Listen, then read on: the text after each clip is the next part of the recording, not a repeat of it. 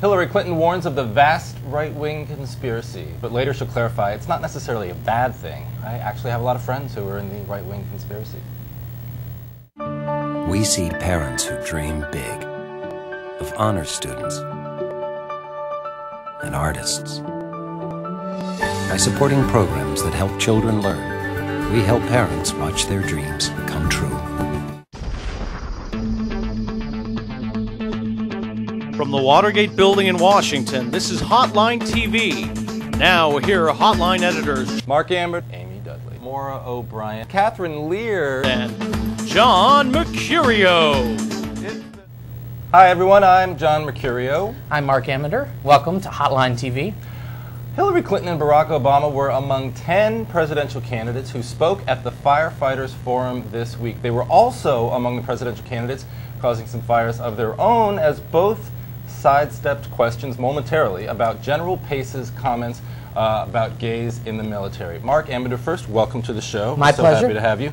Why the hesitation on the part of Obama and Clinton? Well, I think it's because Tom Brokaw's not covering the race, and therefore he's not around to say homosexuality, which would be amusing. But actually, say that again, just for the viewers who hadn't turned in yet.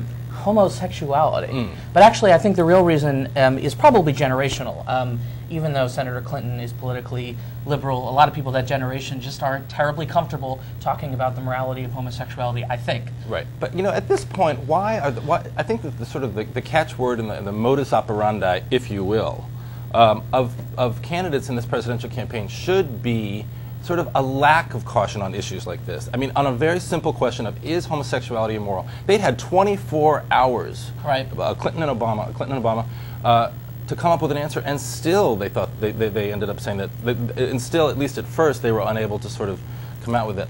To me, their inability to get beyond that, I think, is a little bit, as you said, generational. But I think it's even beyond that. I think it's even sort of a bad tactic on their part. And look, Senator Clinton has a reputation for being cautious. Senator Obama is supposed to be running this uncautious, newfangled, straight talk campaign, and he had the same trouble. It took him longer to come out with a statement as well. Why does John Edwards get off with the response that he gives about not only gays in the military but gays in gay marriage, where he says that he, I think he supports civil unions, but because of his upbringing in the South, he has a comfort level problem with gays. I mean, how do you think gay people respond to that sort of?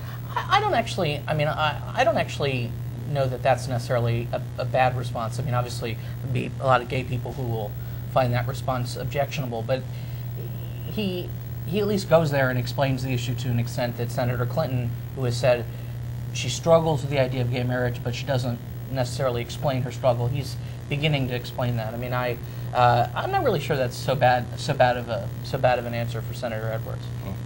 And who does this matter? I mean, who does this affect, do you think, in an election? I mean, I think it matters very little, but it's something that the press focuses like a laser beam on. They asked Senator John McCain yesterday about his views on this particular subject on the Straight Talk Express. So it's something that the press is going to glom on to talk about. In the end, I don't think it matters all that much. Right. I mean, I think actually the issue of gay marriage overall is going to have a much smaller impact on 2008 than it did in 2006 and Certainly. than it did in 2004. I agree.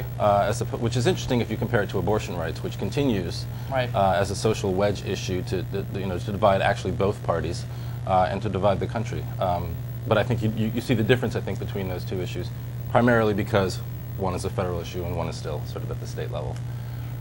Meanwhile, the Senate probe against Alberto Gonzales continued yesterday with a second Republican senator, Gordon Smith of Oregon, saying Gonzales had lost the confidence of Congress. Mark Ambinder, where the heck does the White House go from here? John, as long as they've got each other, they've got the world, maybe right in their hands. Actually, I would presume that they'll go into their file for alternate Attorney General nominees. It's very hard to see how the Attorney General survives this. Former Senator Fred Thompson? Perhaps former Senator Fred Thompson, who, you heard it here if you look first. at his resume, is wonderfully qualified for it. There'll be a lot of Republican presidential candidates who would love to see him in that position, and they might even ask him to stay on in their administration and not ask him to resign. Why is he so qualified? Look, he served one term in the Senate, decided, wasn't really interested in it.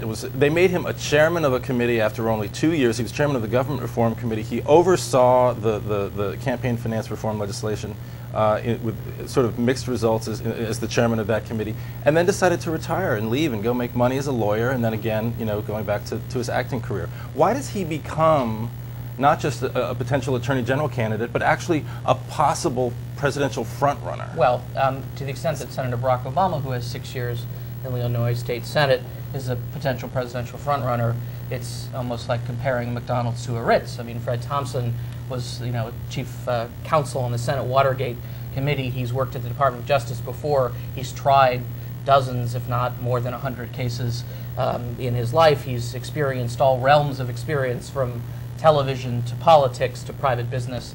So compared to Senator Obama, he's pretty qualified, I think. Okay, so what happens next with the Gonzalez? You think he's gone?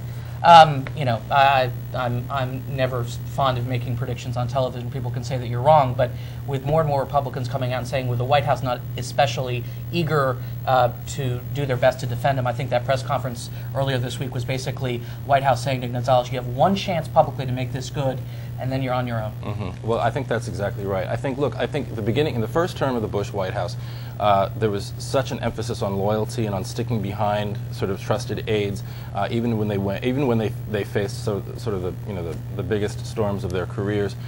We saw that change, I think, in the second term. Harriet Meyer's nomination went down in defeat, and I think Alberto Gonzalez, unless things dramatically improve over the next couple of days, could be facing the same fate. Sorry, Judge. You heard it here first.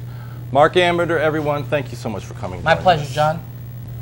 With us now is Hotline staff writer Amy Dudley. Amy, thank you so much for joining us. Thanks, John. Amy, John McCain dusted off the old Straight Talk Express this week in hopes of bringing back some of that 2000 gold dust. Will the bus make any stops in Success City? We will see, John. The Straight Talk Express is back, and it looks the same on the outside, but it's actually quite a bit different on the inside. Yeah. And people are starting to take notice of that. Well, and I think you're making an allusion, if I could, to the fact that you've got the same candidate on the outside. He looks the same, except he's about, 8 years older. But on the inside, you got a lot more of the sort of mainstream Republican machine working on the McCain campaign. A lot of people who were working for Bush Cheney in 2000 now working on the McCain campaign. A lot of the positions and sort of the maverick style that he had in 2000 now sort of shed away to sort of give way to the strong support that he's giving to the Bush administration and to the Iraq War, two issues that he's having trouble with. How does he sort of maneuver past that and back to the high road, if you will? Well, ideally, it's along the lines of how to become a maverick again. How can he embrace the maverick spirit that people love, that people are still talking about, whilst people are still talking about it, and he can still latch back on and become that candidate that everyone loved. Whether it be embracing his age and somehow showing that he can bring in a youthful running mate to sort of leverage his own age out and learn something about the youthful edge of the conservative movement at this point. Whether it be something like that, or potentially bringing out a big move like running as a one-term president, something as maverick as that. Well, I think both of those are actually really good ideas, and you could combine the two. Frankly, I think an interesting idea for McCain would be to announce that he's going to run as a one-term president. The National Review, of course, had an interesting story about this earlier this week, and picking a vice presidential candidate who's youthful, who he can portray as the future of the Republican Party. He can say, look, we know that the Republican Party is in shambles. After 8 years of the Bush administration, we need a new direction. I am not that new direction, but I'm also your presidential nominee, and with me running is a vice president, unnamed. Maybe it's Tim Pawlenty, maybe it's Mark Sanford, maybe it's somebody else. I can spend the next 4 years sort of rebuilding the Republican Party, and then I can hand it over to him or her. 79, 80 years old after 2 terms. I don't know if I'd want to do that either. I don't know if I'd want to do that either. I want to be on vacation in the Bahamas when I'm 80 years old. So he's in Iowa this weekend. He does really well. Actually, New Hampshire this weekend. He's leaving Iowa today. Oh, he's leaving Iowa today and he's going to be in New Hampshire this weekend. He does really well when he's on the road. Last time he was in Iowa, he came out of it with great coverage over the weekend. What do you expect out of New Hampshire? People are there's a lot of buzz again about how this is a different candidate. That keeps on being what people are latching on to, and he's coming right out and saying, listen, I didn't win last time, and I'm still the same guy. I'm old, actually, I'm not going to change, and just let me do my thing. And The other thing, you know, you keep saying how if you can just sort of reclaim that maverick spirit.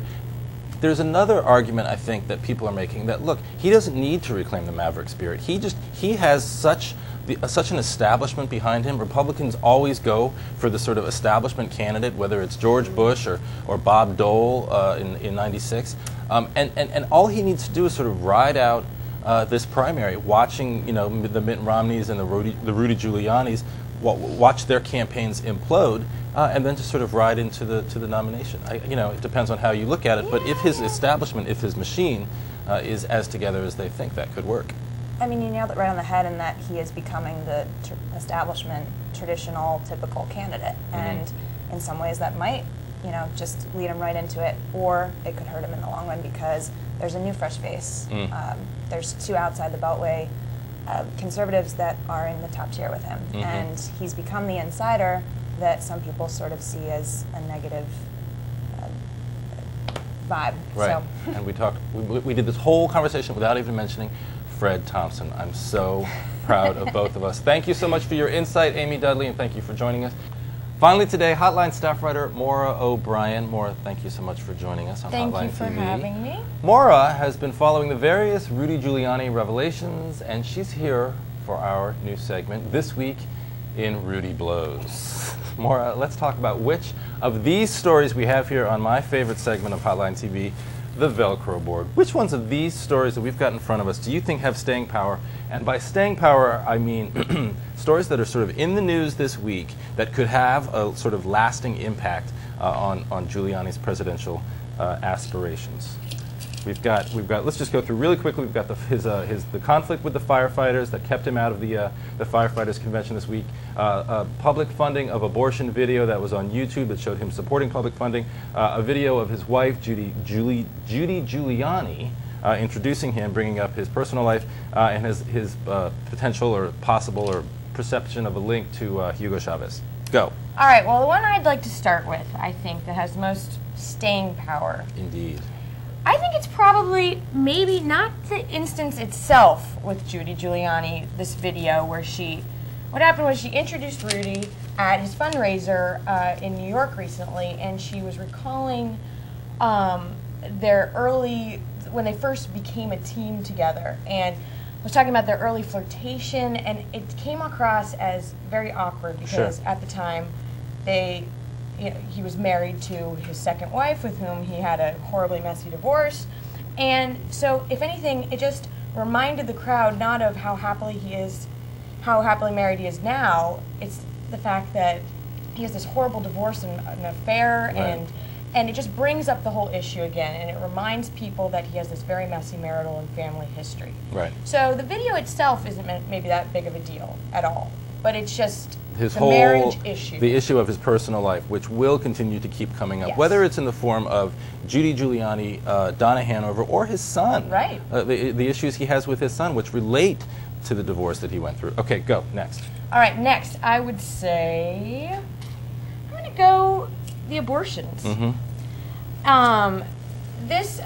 I think no matter what, this is going to be a huge... This is a high-budget show we've got here. Keep going. I think no matter what, the issue of abortion is going to plague him throughout the primary. And if anything, I mean, before he's been talking about, appointing strict constructionist judges, but this video itself, it made him seem very gangbusters about protecting, public funding for abortion. Right. And it made it seem like maybe, social conservatives have something to fear, that he'll be, proactive about the issue. And look, I mean, we had a poll, Hotline Diageo poll that came out a couple of weeks ago, showed that Giuliani was viewed favorably by conservatives, but 51% of likely Republican primary voters didn't know that he was pro-choice, didn't know that he supported abortion rights. And I think that's a huge number of people out there who will be voting in a Republican primary who once they know that, I think could make a difference. Granted, there's the other side of it, which is if they don't know about that, then maybe they don't care, frankly. And if they don't care, then they won't change their vote. But I think there probably still is a lot that a lot of people don't know about him that could potentially really hurt.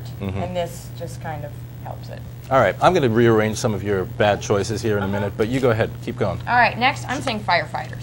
Sure, why not? And this kind of goes into, the instance itself, it just sort of, it like chips away at his image of America's mayor and the 9/11 hero. Why? And because I mean, I feel like most people outside of New York have this glorified image of Rudy Giuliani as, the man that they saw on TV on 9/11. And what this does is, people aren't used to hearing that questioned at all. When these firefighters came out and said that he was completely disrespectful and disgraceful in the way he treated firefighters, I think it really surprised a lot of people. Like, firefighters don't like Rudy Giuliani. Yeah. And so, it just sort of chips away at this image that why so many people love him. If you talk to anybody with George Pataki, who of course basically got out of the presidential campaign this week, or Michael Bloomberg's office about Rudy Giuliani, they roll their eyes. If anyone sort of, and this is sort of the Pataki spin or the Bloomberg spin on Giuliani, is that, look, who rebuilt New York City? Who rebuilt New York State? It wasn't Rudy Giuliani. Right. What he did essentially was leave office 3 months after 9/11 and go become a sort of he joined the speaking circuit, raised millions of dollars, made millions of dollars for himself off of 9/11, while Pataki and Bloomberg were sort of left back in the city to rebuild, and they of course get none of the credit. Exactly. Right. So that sort of feeds into that. Exactly. Right, and I sort of agree with you on this final one. The link to Hugo Chavez. Give us a little background on that. Well, it was Bloomberg recently came out with a story that Rudy Giuliani's law firm, Bloomberg News, not Michael Bloomberg, not Michael Bloomberg, came out with a story that Giuliani's law firm, Bracewell and Giuliani, has been lobbying on behalf of Citgo, which is of course controlled by Venezuelan President Hugo Chavez. And the contract began a few weeks after Giuliani joined the firm in 2005, and basically the firm has said that he has never had anything to do with this. Right. He has no part in it, pretty much. He probably didn't even know that this was going on. And so, I just really don't, sure, it sounds, when you first hear it, Giuliani, Hugo Chavez, like, that sounds terrible. But, this just doesn't seem like, because it doesn't seem like there's no direct there's no link. smoking gun. There's no. So I think even this has been maybe like a 2-day, couple stories, but it really hasn't caught. I don't really think it has legs. Yeah. No, I have to agree with you. I think this was a perception problem. Right. It was sort of a 1 or 2 day story, but ultimately is going to be. And I think it coming on the end of all these other stories maybe made it seem like more than it was. Yeah. The other one that I would put in with the firefighters and sort of the public, the competence and the image of him as having rebuilt New York is the Bernie Kerik trial. Right. Look, his former, was he the police commissioner? Police commissioner in New York City is now on trial for a series of corruption charges. He will be tried. I think the trial begins sometime in the next couple of weeks. And Giuliani and he were directly connected. In fact, I think they were business partners after they left office. I think that sort of feeds into that. That could be another issue that comes up. But actually, as I look at your choices, not terrible. No, good job. Good job, O'Brien. Thank you. Thank you. Yeah, I'm not going to make any changes. All right, Maura, thank you very much. Ladies and gentlemen, Maura O'Brien, thanks for joining us. There's the 2-minute. There's the 2-minute warning, boys and girls. We've asked Hotline staff writer Katherine Lehr to come on the show and lighten things up a little bit. Thanks for joining us, Katherine. Thank you. All right, Bill Richardson signed a bill making the bolo tie New Mexico's official neckwear. Katherine Lehr, when will he make rescuing hostages the state's official pastime? Well, John, I say let's give the whole cockfighting thing a little time to sink in. That's what I say, too. All right, John, Joe Biden launched endingthewar.com this week. When will he launch endingmycandidacy.com? Yeah, well, I think knowing Joe Biden, it's going to be a slow bleed. Chuck Schumer this week attended the 40th anniversary reunion of his It's Academic team, which the senator captained in his high school in Brooklyn. Were you the captain of any teams in high school, Katherine Lehr? Let's just say Trent Lott, George Bush, and I have a lot. All right, John, George Allen will host a private dinner in Old Town to discuss whether to run for the Senate again. Armed with this dinner and a time machine, can Allen finally get reelected? Well, we all know that Virginia is for forgivers. But I thought George Allen was bored in the Senate. I'm sorry. I'm very surprised that he actually does this. And that will do it for today's show. Thank you for coming, Katherine. Thank you. Take care. You too.